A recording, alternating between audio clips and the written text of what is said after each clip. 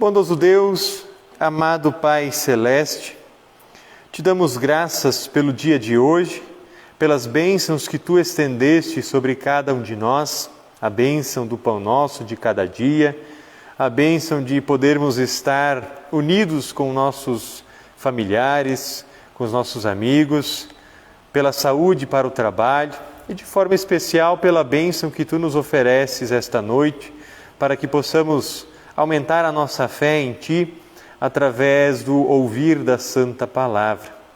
Em nome de Jesus, Senhor, nós te pedimos que nos abençoes, abra o nosso coração e a nossa mente, nos dando o entendimento, o conhecimento de Ti e da Tua Palavra, para que possamos, fortalecidos na fé, seguir a vida aqui neste mundo conforme a Tua santa vontade. Em nome de Jesus, Senhor. Amém. Podem se sentar. O tema para essa noite, como sugerido, é: o meu povo perece por falta de conhecimento. Vocês conseguem ver bem ali? Eu estou na frente? Não? Tranquilo?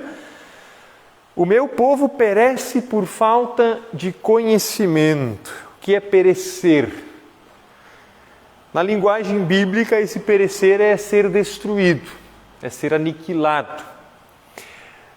Nós vamos usar como base o versículo 6 do capítulo 4 do livro de Oséias, profeta Oséias.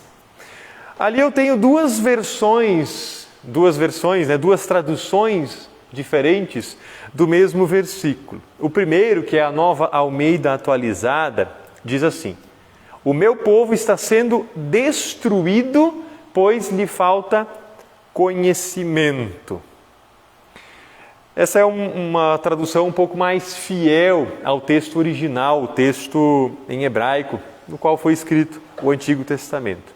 A segunda tradução que nós temos ali é a NTLH. As Bíblias que nós usamos aqui na igreja, é a mesma tradução. Diz assim: meu povo não quer saber de mim e por isso está sendo destruído. Percebam que parece que tem uma certa diferença entre um versículo e outro, né? No primeiro diz que falta conhecimento ao povo. No segundo diz que o povo não quer saber de Deus, né? É Deus dizendo na primeira pessoa: meu povo não quer saber de mim. Será que há diferença realmente? A NTLH, eu tenho um certo receio com a NTLH, porque ela não faz exatamente uma tradução literal do texto e ela tenta explicar algumas coisas. Tá? Vamos pegar o exemplo, a primeira tradução em cima. O meu povo está sendo destruído, pois lhe falta conhecimento. Na NTLH, eles tentaram explicar o que é essa falta de conhecimento. Por exemplo, o meu povo não quer saber de mim. O bom disso, como pregadores, como teólogos, nós somos ensinados a sempre olhar traduções diferentes e olhar também, claro, para o texto original. Tá? Então isso nos ajuda a entender o que significa a falta de conhecimento. Falta de conhecimento do quê? Do que o profeta está falando aqui? Falta de conhecimento de Deus. O povo estava sendo destruído por causa disso. Vamos olhar o contexto geral desse texto, ou seja, todo o versículo, tá? Porque ali nós temos a primeira parte apenas. Eu trouxe na NTLH, na Nova Almeida Atualizada. O meu povo está sendo destruído, pois lhe falta o conhecimento, pelo fato de vocês, sacerdotes, rejeitarem o conhecimento, também eu os rejeitarei, para que não sejam mais sacerdotes diante de mim, visto que se esqueceram da lei do seu Deus, também eu me esquecerei dos seus filhos. Tá? Então esse é o contexto desse pequeno trecho que nós analisamos no começo. Agora o contexto geral da carta, do livro do profeta Oséias. Tá? Oséias foi levantado por Deus como profeta para pregar ao povo que eles estavam se afastando dele. No começo do capítulo 4, onde está inserido esse versículo, no qual nós vamos se alongar um pouquinho mais nele depois, nós temos um título na Bíblia que nós usamos aqui na igreja, a NTLH, Deus acusa Israel. Tá, então o profeta Oséias tinha essa função de passar para o povo de Israel a vontade de Deus, aquilo que Deus estava observando que estava acontecendo de errado com o seu povo. Diz o seguinte, os primeiros versículos: O Senhor tem uma acusação a fazer contra o povo que vive neste país. Escutem, israelitas, o que Deus está dizendo.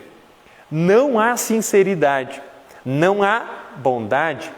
Ninguém neste país quer saber de Deus. Juram falso, mentem, matam, roubam e cometem adultério. Os crimes e os assassinatos aumentam. E Deus dá um castigo. Por isso a terra ficará seca e tudo que vive nela morrerá. Morrerão os animais, as aves, até os peixes. Aqui Deus estava acusando o povo, de forma geral, o povo, a congregação de Israel.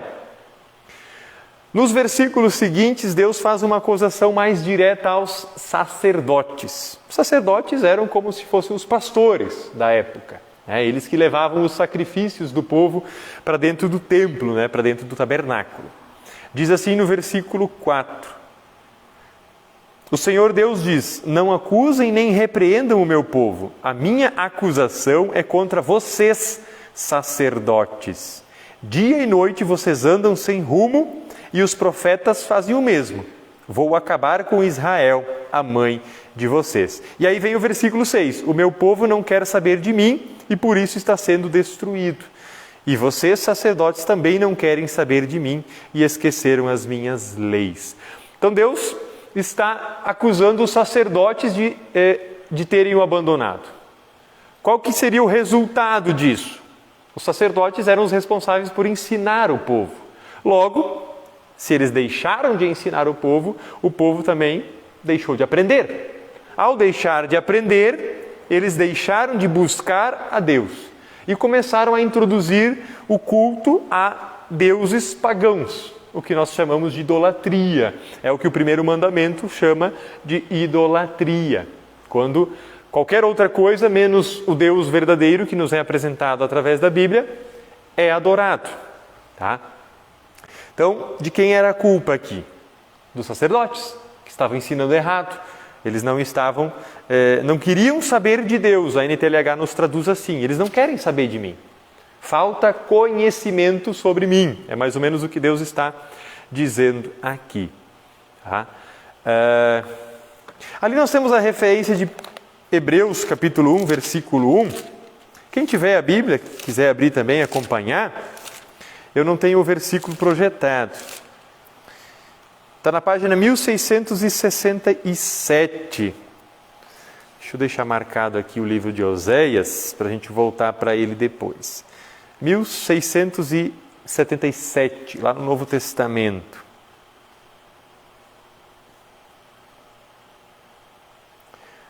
Capítulo 1, versículo 1.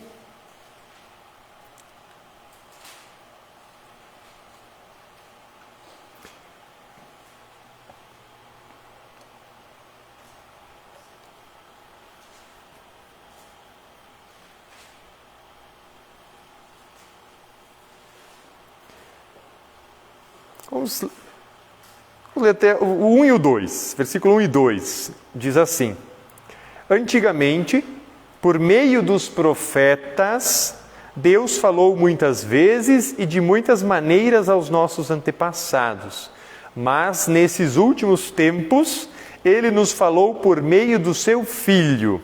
Foi Ele quem Deus escolheu para possuir todas as coisas e foi por meio dele que Deus criou o universo. Antigamente, é uma referência ao Antigo Testamento. Os profetas falavam da parte de Deus.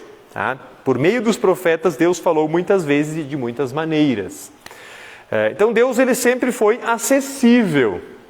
Ele foi acessível através dos líderes. Os profetas eram os líderes também no Antigo Testamento. Mas no livro de Oséias, Deus está acusando que os profetas e os sacerdotes, responsáveis por guiarem o povo espiritualmente, haviam se afastado de Deus. Tinham começado a ensinar outras coisas que não a vontade de Deus. E isso levou a uma consequência. A falta de entendimento levou aquele povo à ignorância. Como diz Oséias, na tradução da Nova Almeida, o povo está sendo destruído por falta de conhecimento. Então uma coisa vai levando a outra. O povo se afastou por causa dos seus líderes que se afastaram. E esse afastamento levou o povo à ignorância. Essa ignorância nós entendemos como o não saber de Deus, não saber qual é a vontade de Deus, aquilo que Ele deseja de cada um de nós. Nós não estamos falando apenas daqueles do Antigo Testamento. Essas palavras de Deus através do profeta Oséias servem para nós também. A nossa falta de conhecimento sobre Deus pode nos levar à ignorância, ao não conhecer a Deus profundamente e não conhecendo, logo, nós não conhecemos qual é a vontade dEle. Mais para frente nós vamos falar um pouquinho sobre como nós podemos conhecer a Deus. Outro versículo, agora esse está projetado, é Efésios capítulo 4, versículo 18. Paulo escreve àqueles irmãos daquela igreja sobre o entendimento também. Eu vou abrir aqui na minha Bíblia que eu vou precisar olhar um pouquinho o contexto. Diz assim o versículo 18: Eles estão obscurecidos no entendimento e separados da vida de Deus, por causa da ignorância em que estão, devido ao endurecimento do coração. Paulo estava falando sobre a antiga vida e a nova vida. A antiga é aquela antes da fé. No nosso caso, antes do batismo. O velho homem. Nós, a partir do batismo, temos o novo homem. Esses que vivem na antiga vida, no antigo modo de viver, estão obscurecidos no entendimento, Paulo diz. Ou seja, eles não veem aquilo que é para ser visto. Estão separados da vida de Deus por causa da ignorância em que estão, por causa da falta de conhecimento. Mas de quem é a culpa? Segundo esse texto. De quem é a culpa aqui? Devido ao endurecimento do seu coração. Então a culpa era deles mesmos. Eles endureceram o seu coração. Na instrução de confirmandos, quando a gente fala sobre salvação, sobre o segundo artigo da redenção, eu sempre pergunto para os adolescentes: quantos por cento vocês podem auxiliar Deus na sua salvação? Alguns saem ali com 10%, alguns já saíram até com 50%. Se fosse assim, tinha uma participação grande, né? E a maioria fica espantado quando eu digo que 0. Nós participamos com 0% na nossa salvação. É tudo Deus quem faz para cada um de nós. Ele quem nos chama pelo Evangelho, é Ele quem nos dá o seu Espírito Santo através do batismo e o Espírito Santo nos dá a fé. Então é Deus trabalhando em nosso favor, nos dando a fé. Aí eu pergunto para eles também: quantos por cento vocês ajudam na condenação? 100%. Aquele que endurece o seu coração está rejeitando o Espírito Santo. Está rejeitando a obra do Espírito Santo. É o único pecado que não tem perdão, o pecado contra a obra do Espírito Santo. Porque é justamente essa terceira pessoa da Trindade que nos dá a fé. Então, se nós o rejeitamos a sua obra, endurecendo o nosso coração, ele não trabalha em nós. Então, a condenação, ela é 100% obra nossa. Nós apenas recebemos de Deus aquilo que nós merecemos pela falta de fé. Então, as pessoas que não têm o verdadeiro conhecimento de Deus, têm o seu coração endurecido, estão ignorantes, estão na ignorância, desconhecem a vontade de Deus. Tá? Então, uma das consequências da falta de conhecimento também é o engano. Deixa eu tomar uma aguinha aqui porque seca a garganta. O que é o engano? Engano é óbvio, né? Estar enganado ou ser enganado. Nós temos aí o texto de Mateus 22, 29, que é Jesus quem está falando. Mateus capítulo 22, versículo 29. Deixa eu só olhar aqui. Jesus foi perguntado sobre ressurreição. Os saduceus, eles afirmavam que ninguém ressuscita. Eram o tipo de pessoa que estava ali conversando com Jesus. E aí Jesus mais para frente diz assim: vocês estão enganados porque não conhecem as Escrituras nem o poder de Deus. Eles não acreditavam na ressurreição, mas o Antigo Testamento já falava sobre ressurreição. Tá? Então Jesus diz, vocês estão enganados porque vocês não conhecem as Escrituras, vocês não sabem que as Escrituras falam do poder de Deus. Tá? Ou, se vocês não creem que Deus pode ressuscitar alguém, vocês também não creem que Ele tem todo o poder. Porque se Ele é Deus Todo-Poderoso, Ele pode ressuscitar. Tá? Jesus estava aqui combatendo esse falso ensino, esse engano que esses saduceus em que esses saduceus estavam por achar que Deus não era capaz de ressuscitar alguém. Tá? Então, a dureza dos seus corações os impediam de reconhecer também Jesus como Filho de Deus. Eles achavam que Jesus estava trazendo um ensino falso, quando na verdade eram eles que estavam enganados pela falta de conhecimento. Então, os saduceus, fariseus, são grupos diferentes de judeus. Tá? Cada um tem um ensino um pouco diferente. Então, esses saduceus não acreditavam na ressurreição. Então, a dureza do coração deles não deixava eles crer que Jesus, que aquele que estava ali com eles, conversando com eles, era o verdadeiro Deus, né? O Filho de Deus enviado a esse mundo. O Messias, que eles tanto estavam esperando. Tá? Então, consequentemente, a dureza do coração deles também fez com que eles fossem condenados por isso. Eles conheciam as Escrituras por ler, mas eles não a entendiam. Tá? Eles liam, mas não entendiam o que Deus estava dizendo ali através daquelas Escrituras. Logo, estavam na ignorância, por mais que liam a palavra de Deus. Eles não tinham o verdadeiro conhecimento do que Deus queria para eles. Para refletir, algumas perguntas para refletirmos. Quando que a falta de conhecimento nos leva a não crer no Filho de Deus? Vocês podem falar também, tá? Está aberto para todo mundo falar. Quando que a falta de conhecimento nos leva a não crer no Filho de Deus? Vamos pegar um exemplo. Existe um livro, foi escrito por volta do início do século XX, chamado de O Jesus Histórico. O que é esse livro? Um ateu, pessoa que não acredita em Deus, pesquisou, buscou através da literatura, através do método científico, comprovar se existia ou não um homem chamado Jesus, de Nazaré. Então, esse livro fala de um homem chamado Jesus, que viveu, cresceu em Nazaré, era de Belém, mas cresceu em Nazaré, e que, segundo os seus discípulos, foi morto e ressuscitou. Mas ele não diz que esse Jesus é o Filho de Deus. Tá? Então, ele não nega a existência de um homem chamado Jesus, que andou por esse mundo há 2000 anos e que foi crucificado.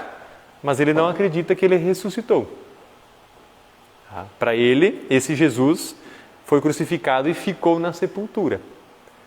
Tá? Então, ele tem falta de conhecimento sobre quem é Jesus, verdadeiro Deus. Ele conhece o Jesus homem e ignora o Jesus Deus. Então, aqui a falta de conhecimento o levou a não crer que Jesus é o verdadeiro Filho de Deus, apesar de acreditar em um homem chamado Jesus. Outra pergunta: quando somos enganados por falta de conhecimento? Quando que acontece isso? Não só no nosso contexto religioso. Nós podemos ser enganados por falta de conhecimento em todo lugar. É golpe pela internet, né? Antigamente as pessoas ligavam, né? Falavam, fulano está aqui comigo, está pedindo dinheiro, manda para minha conta, blá blá blá, e enganavam as pessoas. Falta de conhecimento básico, né, de algumas coisas. Tá? Mas no nosso contexto religioso, quando que nós somos enganados pela falta de conhecimento? Será que eu estou enganando vocês? Estou ensinando alguma coisa aqui e vocês, por não conhecerem tão profundamente a Bíblia, acreditam? Nesse contexto religioso, muitas vezes nós somos enganados, as pessoas, de modo geral, são enganadas quando se ensina algo que a Bíblia não ensina. Usa-se o nome de Deus para pregar sobre isso ou sobre aquilo, mas que a Bíblia não dá base para isso. Então, muitas pessoas talvez até leem a Bíblia, não compreendem, muitos não leem toda a Bíblia, ela é muito extensa, leva muito tempo, eu não consigo ler a Bíblia toda,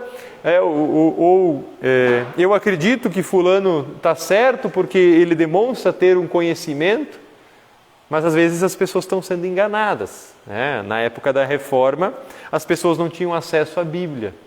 Então elas eram enganadas, dizendo que se elas pagassem por um pedacinho de papel, chamada indulgência, eles iam para o céu, por ter comprado aquilo lá. Ou que a moeda, quando caía no cofre, uma alma saía do purgatório. Então eles estavam sendo enganados em nome de Deus.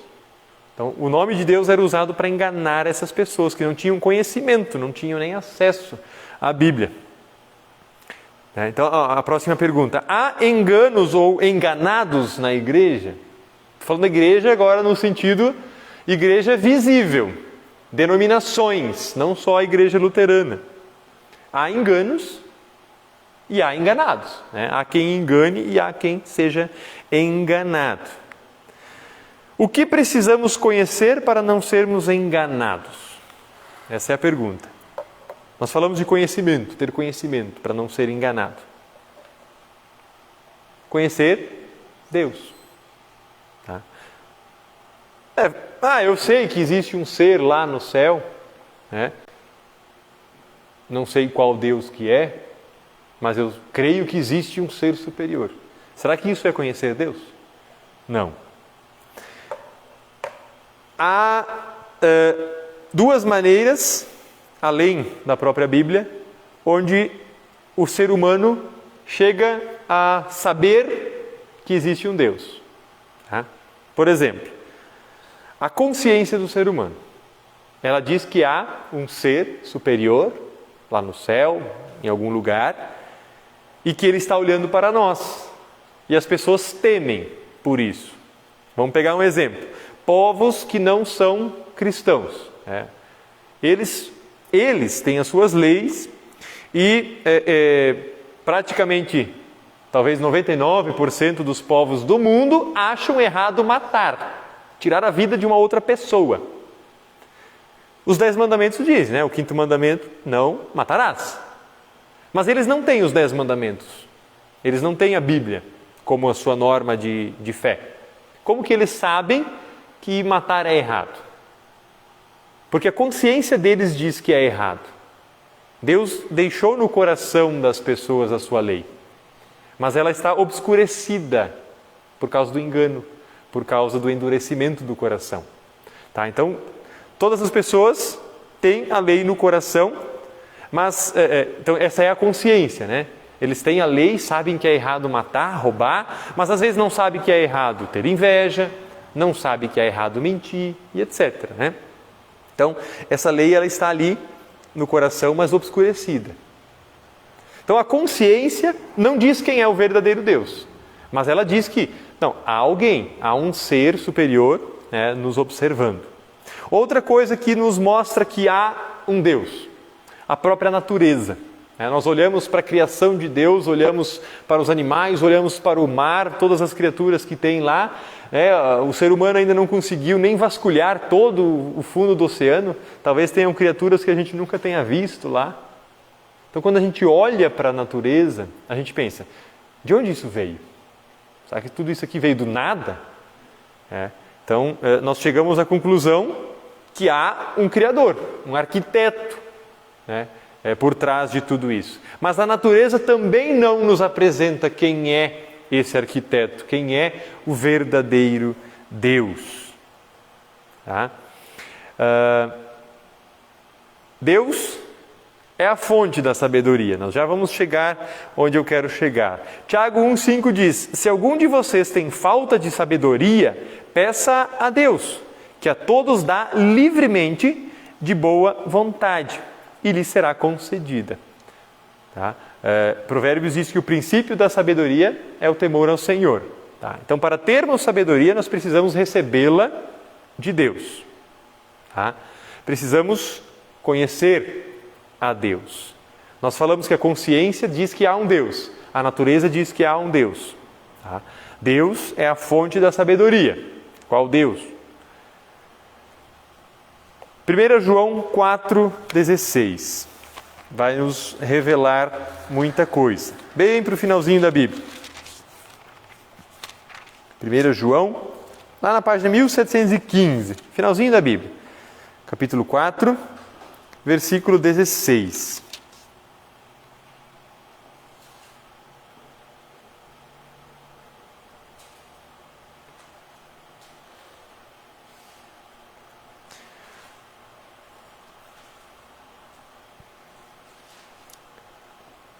João 4,16 diz assim: E nós mesmos conhecemos o amor de Deus, o amor que Deus tem por nós e cremos nesse amor.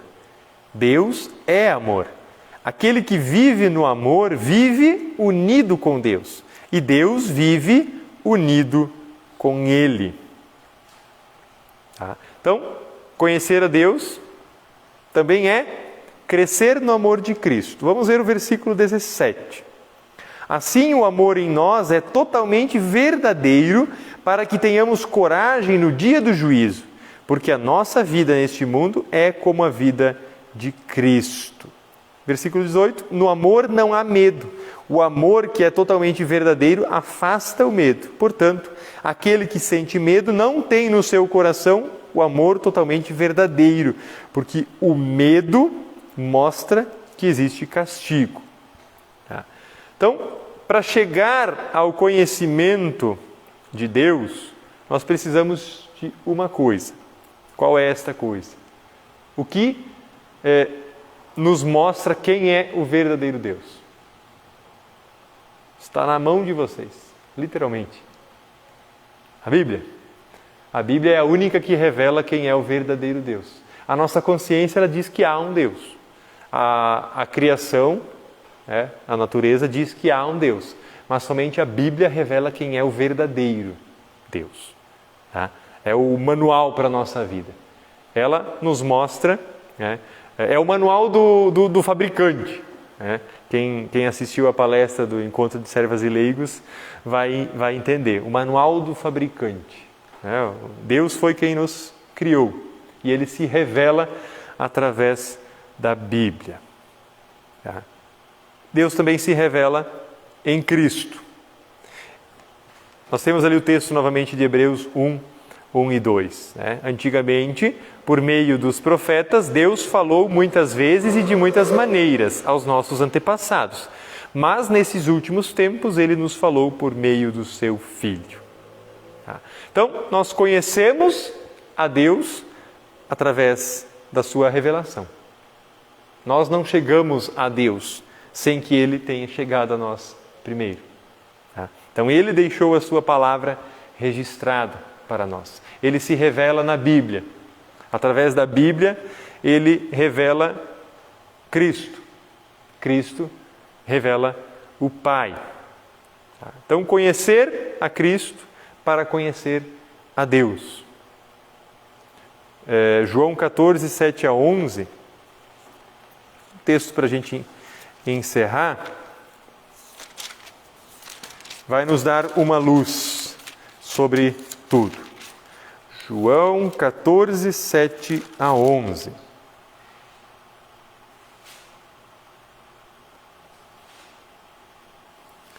Vamos ler o 6 também. João 14, 6 a 11. Está na página 1496. Diz assim: Jesus respondeu: Eu sou o caminho, a verdade e a vida. Ninguém pode chegar até o Pai a não ser por mim. Agora que vocês me conhecem, conhecerão também o meu Pai. E desde agora vocês o conhecem e o têm visto. Felipe disse a Jesus: Senhor, mostre-nos o Pai, e assim não precisaremos de mais nada. Jesus respondeu: Faz tanto tempo que estou com vocês, Felipe, e você ainda não me conhece? Quem me vê, vê também o Pai. Por que é que você diz: Mostre-nos o Pai? Será que você não crê que eu estou no Pai e que o Pai está em mim? Então Jesus disse aos discípulos: O que eu digo a vocês, não digo em meu próprio nome. O Pai que está em mim é que faz o seu trabalho. Creiam no que lhes digo. Eu estou no Pai e o Pai está em mim. Se vocês não creem por causa das minhas palavras, creiam pelo menos por causa das coisas que eu faço. Conhecendo a Cristo, nós conhecemos o Pai, nós conhecemos a Deus. Assim, nós não somos enganados, nós não somos levados à ignorância, e essa ignorância nos levaria a endurecer o nosso coração, logo rejeitando a obra do Espírito Santo. Conhecendo a Cristo, que se revelou através da sua palavra, que diz que veio do Pai, e que tudo o que ele fala em nome do Pai, nós conhecemos esse Pai, que é Deus. E aí João 3,16, que eu acho que nós não precisamos abrir o texto, porque Deus amou o mundo de tal maneira que enviou o seu único Filho para que todo aquele que nele crê não pereça, mas tenha a vida eterna. Assim nós conhecemos a Deus. E é Jesus quem nos leva até Deus, porque Ele é o caminho, Ele é a verdade e Ele é a vida. Ninguém chega a Deus senão por Cristo. Então, em última análise, a Bíblia é o meio pelo qual nós obtemos o conhecimento, tanto de Cristo, quanto do Pai, quanto de Deus. Alguma dúvida? Comentários? Reclamações? Não? Então esse era o tema proposto para hoje, conhecer a Cristo para conhecer a Deus. Se alguém tiver alguma sugestão para o próximo, a gente sempre deixa aberto essa opção, né? Porque às vezes eu fico mais tempo procurando um tema do que fazendo o estudo, né? Então, quando eu sei o que as pessoas têm dúvida, o que elas querem aprender, né, fica um pouco mais fácil. Tá? Então, vocês ficam à vontade aí, se surgir, daqui uns dias vocês escutam alguma coisa e vocês ficam em dúvida, e vocês me mandam mensagem: pastor, você podia fazer um estudo bíblico sobre isso? Eu faço. Né? Eu gosto quando as pessoas pedem, né, para tirar dúvidas. Tá? Vamos nos colocar em pé, vamos fazer uma oração. Aí no final a gente pede a bênção em conjunto. Querido e bondoso Deus, amado Pai Celeste, sabemos, Senhor, que a nossa consciência, a natureza, não nos mostram quem Tu és. Por isso, Senhor, nós precisamos da Tua Santa Palavra, a Bíblia Sagrada, que nos revelas a Cristo e que revelas também a Ti, como nosso Deus, nosso Criador Todo-Poderoso e nosso Pai Celestial. Senhor, sabemos que nós não colaboramos em nada para a nossa salvação, muito pelo contrário, apenas por causa da nossa própria natureza nós só nos afastamos de Ti. Nós precisamos conhecer a Ti, Senhor, para não sermos enganados, para não cairmos na ignorância e não sermos condenados pela rejeição ao Teu Santo Espírito. Por isso, Senhor, nós Te pedimos, abra o nosso coração para que possamos crer, para que o Espírito Santo haja nele, fortalecendo a nossa fé, guiando a nossa vida aqui neste mundo, segundo a Tua santa vontade.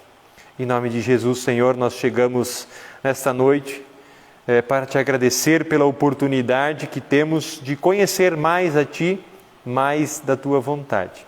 Em nome dele, Senhor. Amém. Vamos pedir a bênção? O Senhor nos abençoe e nos guarde. O Senhor faça resplandecer o seu rosto sobre nós e tenha misericórdia de nós. O Senhor sobre nós levante o seu rosto e nos dê a paz. Amém. Podem sentar? Vamos terminar cantando um hino? Quem quiser escolher.